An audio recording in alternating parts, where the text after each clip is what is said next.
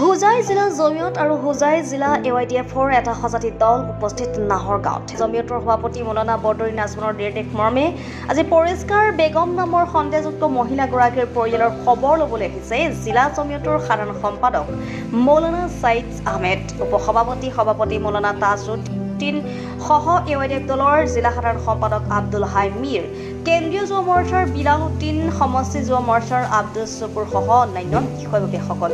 তেওঁলোক উপস্থিত হৈ পৰিয়ালৰ সদস্যসকলৰ খবৰ লোৱা পৰিলক্ষিত হয়। অসহায় পৰিয়ালটোৰ খবৰ লোৱাৰ পিছত কি ক'লে চাওঁ আহক এই সম্পূৰ্ণ প্ৰতিবেদনত। নিউজ ডেস্ক ৰিপৰ্ট এনি টুডে।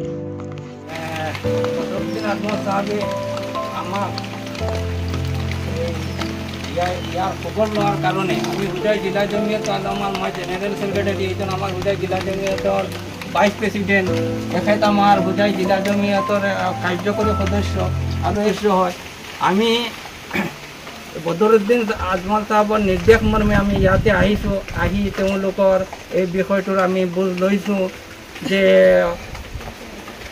যিহেতু সেইটো আইনী ব্যাপাৰ, কি কাৰণত কি হৈছে তেওঁলোকৰ নথি পত্ৰও যথেষ্ট আছে আৰু সেইখিনিও আমি চাইছোঁ। সেইটো লৈ আইনী লাইনত যি ব্যৱস্থা লোৱা হয় হ'ব। কিন্তু আমি আহি এই পৰিয়ালৰ মানুহক অলপ সান্তনা দিছোঁ, তেওঁলোকে অলপ ধৈৰ্য ধৰিব লাগে।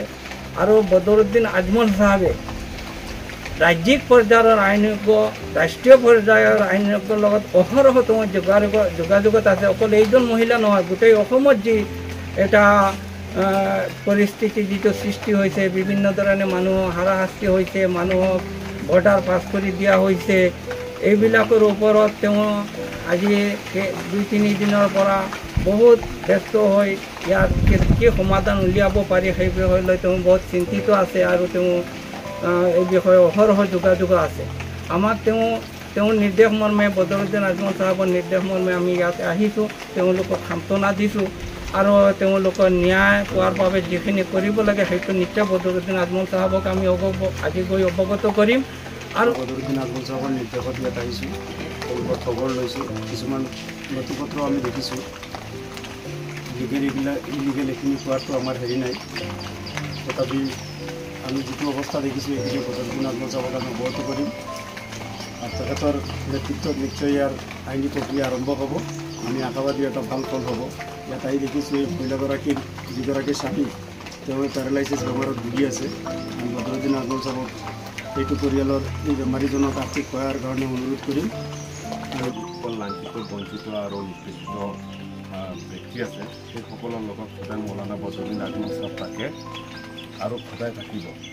আজিও আমি এই নিৰ্যাতিত পৰিয়ালৰ কাষলৈ আহিছোঁ তেখেতৰ নিৰ্দেশ অনুসৰি, আৰু এই পৰিয়ালৰ কাষত আমি কিদৰে সহায় কৰিব পাৰোঁ সেয়া আমি তেখেতক অৱগত কৰিছোঁ। আৰু লিগেল আৰু যি প্ৰক্ৰিয়া আছে সেই প্ৰক্ৰিয়াৰ কাৰণে ইতিমধ্যে আমি তেখেতে আইনজ্ঞসকলৰ লগত যোগাযোগ কৰি আছে আৰু গোটেই অসমৰ কাৰণে তেখেতে সেই পদক্ষেপ লৈছে।